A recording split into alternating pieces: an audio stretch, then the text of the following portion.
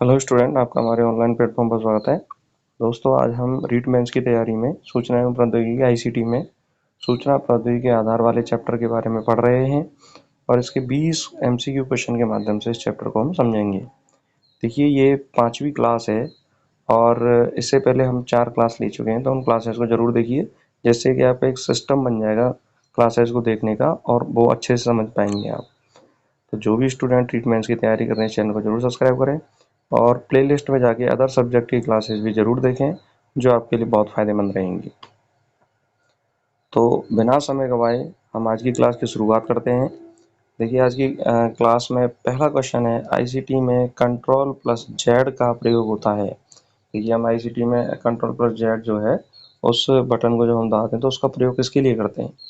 Undo करने के लिए, रीडू करने के लिए और सेव करने हेतु और प्रिंट करने हेतु। तो देखिए, कंट्रोल प्लस जेड जो की दबाई जाती हैं एक साथ, वो अंडू करने के लिए दबाई जाती हैं। यानी कि आप कोई काम कर रहे हैं और वो काम जो है करते करते कुछ गड़बड़ी अगर हो जाती है, तो उस पर जस्ट पीछे वाली स्थिति पे जाने के लिए क्या किया जाता है? कंट्रोल प्लस जेड की को दबाया जाता है एक साथ, जिसे हम क्या बोलते हैं? अंडू। नेक्स्ट है, आईसीटी में कंट्रोल प्लस बाई का प्रयोग होता है अंडू करने हेतु, रीडू करने हेतु, कॉपी करने हेतु और पेस्ट करने हेतु। तो देखिए, आईसीटी में कंट्रोल प्लस वाई का प्रयोग जो होता है वो है रीडू करने हेतु होता है। किसके लिए होता है? रीडू। दोबारा से उसी स्थिति में पहुंचने के लिए हम कंट्रोल प्लस वाई का प्रयोग करते हैं। अगला क्वेश्चन है, आईसीटी में ऑल्ट प्लस टैब का उपयोग होता है। आईसीटी में ऑल्ट प्लस टैब मतलब कीबोर्ड जो होता है, उस पर हम ऑल्ट और टैब की बटन को एक साथ दबाएं तो उसका उपयोग क्या होता है?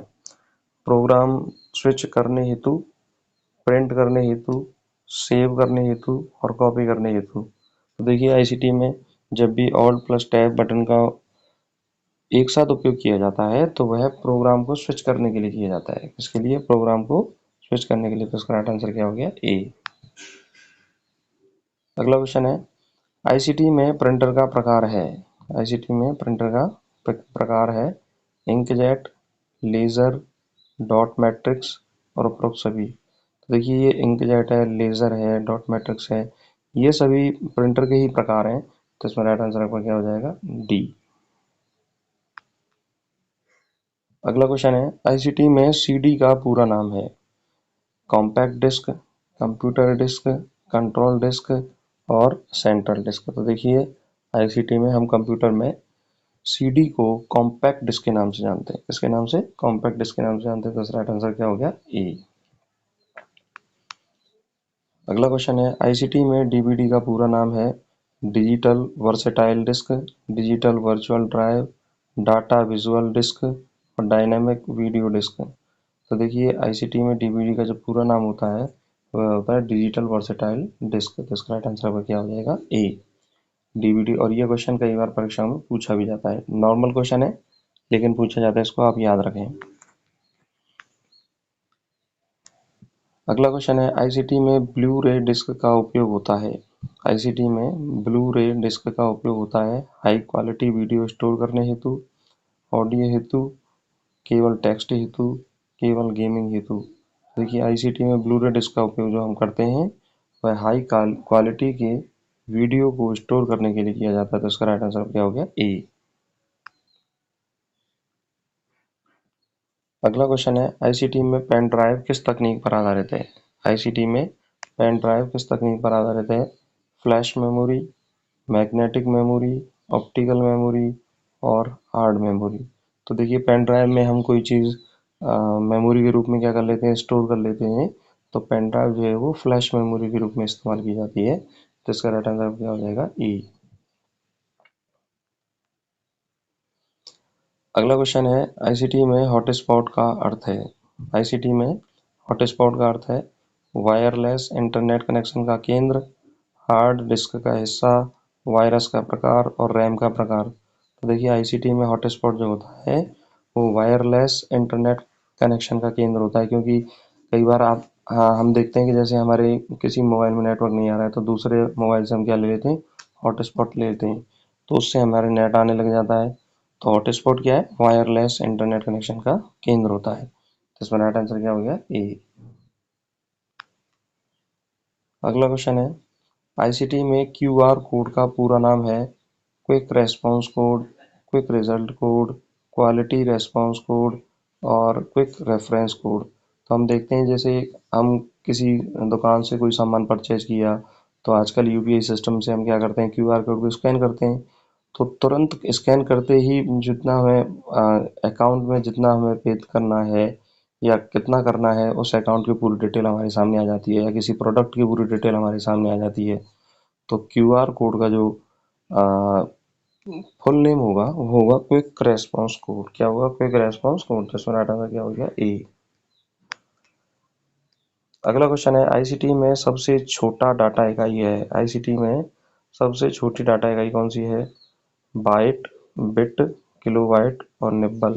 तो देखिए, बिट जो है वो सबसे छोटी इकाई है, तो इसका राइट आंसर क्या हो गया? बी। अगला क्वेश्चन है, एक बाइट में कितने बिट होते हैं? एक बाइट में कितने बिट होते हैं? हाँ, 2, 4, 8, 16। तो देखिए, क्वेश्चन जो है कई बार परीक्षा में पूछा गया है कि एक बाइट में कितने बिट होते हैं। तो एक बाइट में होते हैं 8 बिट। कितने होते हैं? 8 बिट। तो राइट आंसर क्या हो गया इसका? सी। अगला क्वेश्चन है, अ, एक किलोबाइट में कितने बाइट्स होते हैं? एक किलोबाइट में कितने बाइट्स होते हैं?